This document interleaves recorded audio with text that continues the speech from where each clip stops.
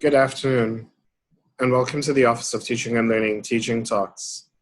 I wanted to start off by acknowledging that we are in different spaces and places that are governed by different treaties and relationships of the land.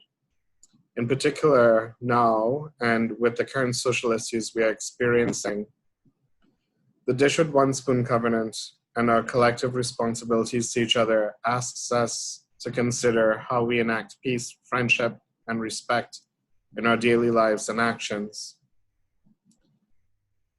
As we continue our series of webinars, we've hosted a number of informational webinars. Today, we're shifting gears a little bit to delve into more instructional-based webinars. As we prepare for our courses and the fall semester, we sometimes wonder where to begin. And in this process,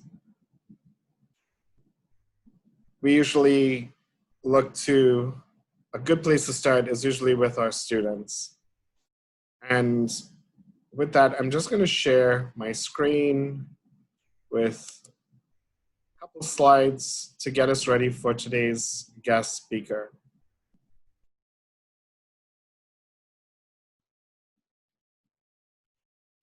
In thinking about where to begin, starting with our students is usually a good place to start. Thinking about our students, what they enrolled in, what the course is like, how does that course serve our students' learning, how does it serve us? Is it a required course? Is it something that is an elective? Is it a prerequisite for another course?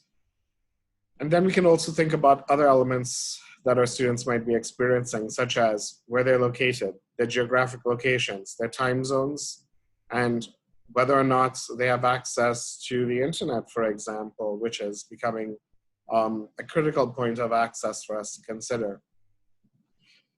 Thinking about access and how we prepare for transferring information and interacting with our students in a remote setting, we might have heard about concepts or things like universal design for learning, universal instructional design, and universal design for instruction, and so on.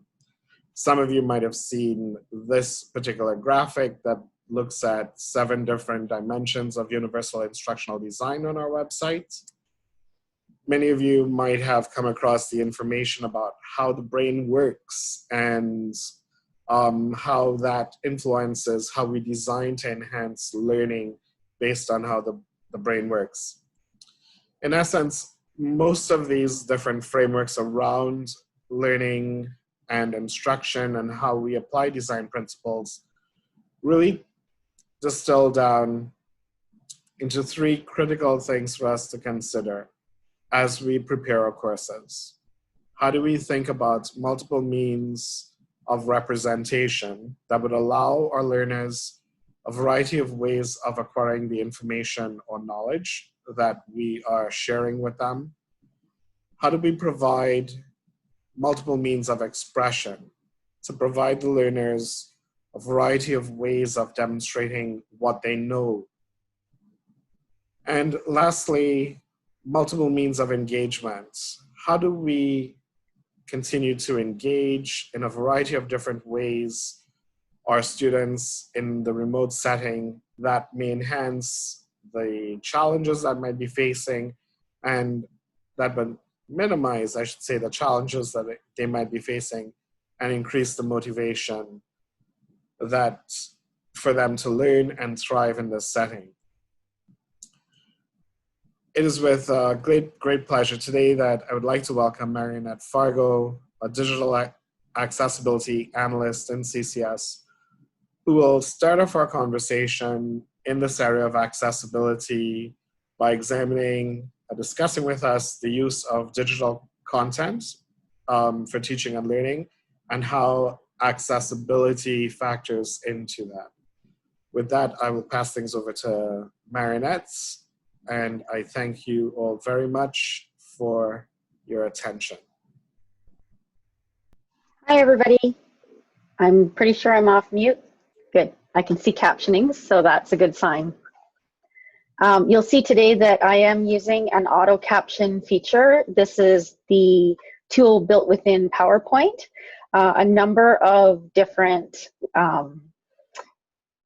teaching platforms will have this tool. It will need some cleanup for accuracy, but and now that we're all using it so much more, it's really come a long way since people have moved primarily remote. So that's really going to be a help along the way in September.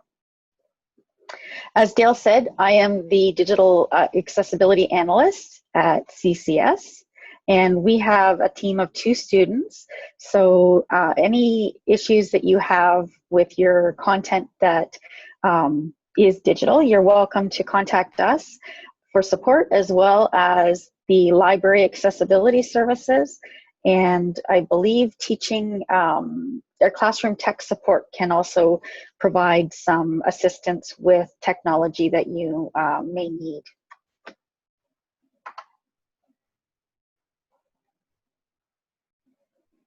Sorry, just getting to the next one. There we go. So what are some of the video accessibility issues that you may encounter? One is when users can see the video, but they can't hear the audio. So that could be someone who's hard of hearing, but it could also be someone who's on a bus, or maybe like in a room where they can't have the sound on because it would be disruptive. There's a number of benefits to using assistive or accessible tools, because there's just productivity-wise, so many of us that benefit from having an alternative method of getting the content.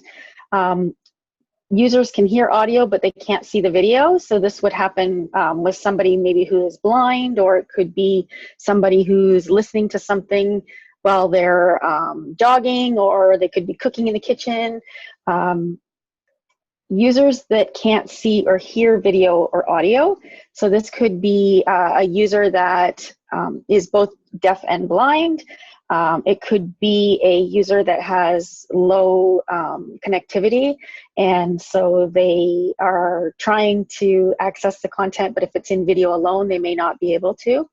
And then also users who depend on high contrast, custom color scheme, keyboard only, a screen reader, or speech input. So these can be, again, used as productivity needs. They can also be for people who have mobility accessibility needs, and they're unable to navigate using a mouse. So these are the main things that we want to consider when we're considering video accessibility and how to be inclusive for all of these needs. Captions and transcripts are primarily a learning aid and not necessarily an accommodation. So although we're doing it as an accommodation, you can see from these statistics that a lot of students use them as a learning aid. A lot of students will also use the transcript or captions as kind of their note-taking tools, and not even registered with accessibility services. So you really are benefiting a number of students that wouldn't necessarily have these additional tools if you weren't including captions and transcripts. And also because it's legislation. So I know most of you are familiar with the AODA, that's the Accessibility for Ontarians with Disabilities Act. And under that, there's a section called the Integrated Accessibility Standards Regulation. We are talking about captions for within the communications section. And in order to make our video and audio content accessible, we must have captions that are accurate and synced properly. We also must provide a descriptive transcript. So what a descriptive transcript is everything that would be in the video in auditory, but also things that would be required in context that may be off the screen. Also, descriptive transcript includes speaker identification. It could include descriptions of things, like I said, that are in context and important to the visual. So a transcript can't just be the caption file. And we are required to be accessible according to the Web Content Accessibility Guidelines, and that's a global guideline. And our next, I guess, kind of target date is June 21st, or sorry, June 1st, 2021. And at that point in time, January 1st, I'm sorry. At that point in time, everything that is going on the web that is public facing must be accessible to a AA standard. Now, there is an exception. In our AODA, we do not need to caption anything that is happening live. However, if it is pre-recorded, then it must include captions. And I know in the United States, they have to provide audio descriptions. We don't have to provide that. Audio descriptions is a separate file that will describe what's happening on the screen during pauses of the video, or they pause the video to play that. We have those two exceptions. Additionally, under the educational and training resources exception, we must provide accessible content upon request. So the AODA is currently under review, and it's strongly suggested that all content on the web be made accessible, whether it's intranet or internet. But at this point in time, we only must ensure that if it is externally public facing, that it is accessible. But it is important to remember that if somebody makes a request to have it in an alternative format, we must provide it in a timely fashion. And oftentimes that can be very problematic to get taken care of. It's best to try to design it with accessibility from the get-go. So basically what all that means is that, like I said, your video and audio content must have accurate captions, a descriptive text transcript or audio description, and you must use an accessible media player. So here, I'm not sure exactly what the media player is in CourseLink, but we want to make sure that the user can access all the controls using the keyboard only. If they are unable to use the mouse, then they can't pause, play, rewind, even activate it to start. So we recommend considering a hybrid solution. And what that means is that anything that is like a brief video, usually less than 5 minutes, you can caption it in-house and consider outsourcing longer files to a professional captioning service. So in-house production cost for 1 hour of content can cost approximately $237, and that's because of the time that you would have to put in to accurately get all of the text, correct it, and then sync it, and then upload it back into the video. So if you're doing this all the time, you can do it much quicker, obviously, but this is none of our full-time jobs. So small, short, simple videos you can consider doing in-house, and unless you have a position in your department or a student who's going to be doing captioning exclusively, it's probably a good idea to consider an external company. And I have a number of companies that I can recommend and that we have had past successes with, so feel free to reach out to us at dark@uofguelph.ca if you want any of those contacts. External production cost for 1 hour of content can be approximately $75 to $180. Also, it's usually between $1 and $3 US per minute, depending on the different features that the production companies provide.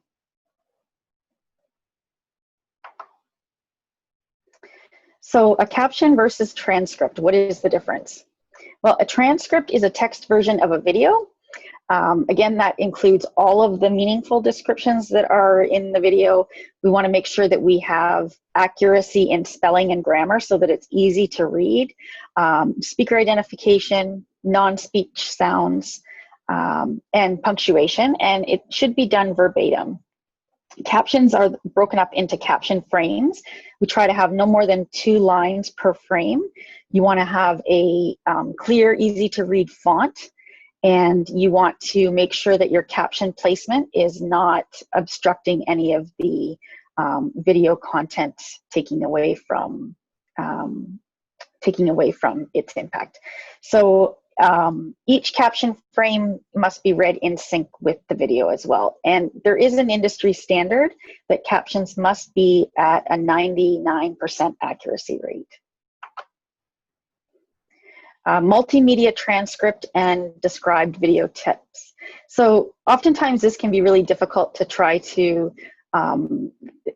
think about, just like adding alternative text to an image, what content you should be including.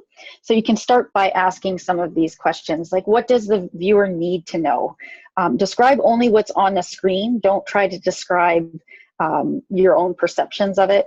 Describe where unidentified sounds are coming from, and only describe them if they are pertinent to the content. If it's something like somebody on the other side of the door is jingling keys, but it's not really important to the context of the video, you don't have to describe that. One of the things that I see all the time, and you probably do, on Netflix is I will see dog barking in distance, and it's some videos I'll see it come up 5, 8, 10 times in a half-hour show, and there's no reference to a dog at all in the show. That's something that is just clutter and would not need to be included.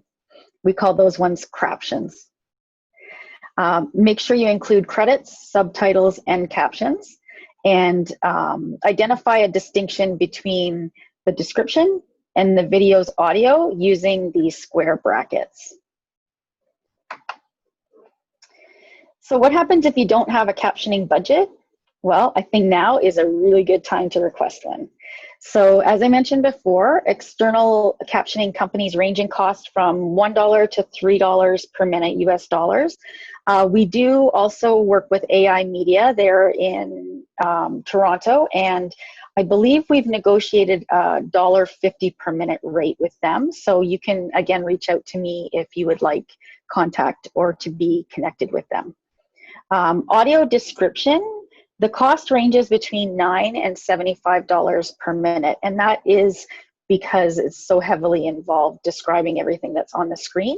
And that is only required if it has been made by specific request as an accommodation.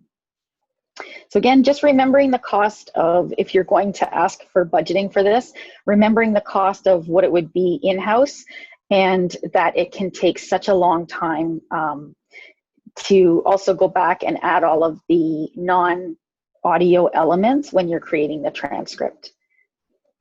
And I mentioned before that the industry standard is a 99% accuracy rate, and going below this rate causes significant reduction in comprehension and accessibility, and in particular with students who have any type of attention deficit. They can get really distracted by that inaccuracy. So if a word is typed incorrectly, identified incorrectly, they can get hung up on that and very quickly lose what follows. I have a quick video before I take any questions. I just wanted to give you kind of an experience of what it is like to have a video that you have no idea what's happening versus a video that's been made accessible. So they're each only about 30 seconds.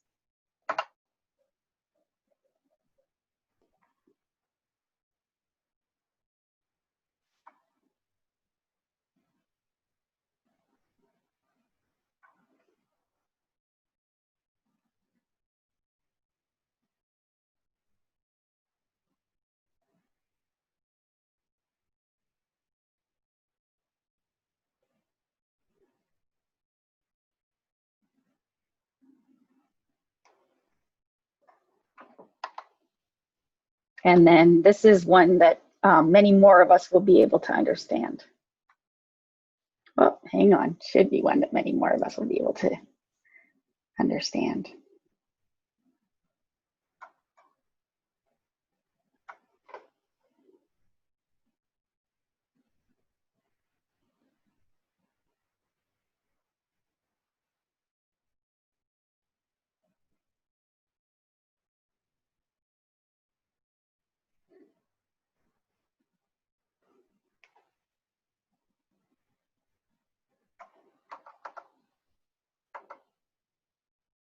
All right, so I am able to take any questions that you may have.